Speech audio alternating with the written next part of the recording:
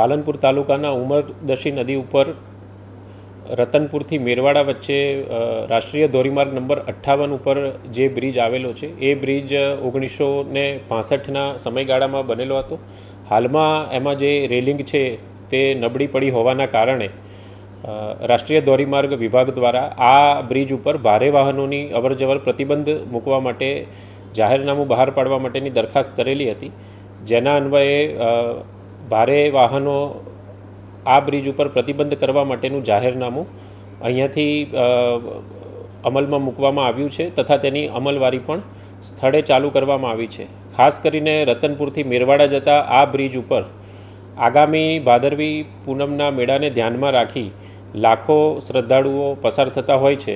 ત્યારે ભારત સરકાર દ્વારા પણ 4 માર્ગીય જે નવો મેજર બ્રિજ છે અહીંયા મંજૂર કરી દેવામાં આવ્યો છે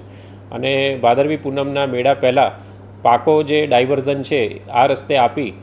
ભાદરવી પૂનમના મેળામાં શ્રદ્ધાળુઓને કોઈપણ જાતની તકલીફ ના પડે તે પ્રમાણે સમય મર્યાદામાં કામગીરી પૂરી કરવા માટે રાષ્ટ્રીય ધોરીમાર્ગ વિભાગને પણ સૂચના આપવામાં આવેલ છે.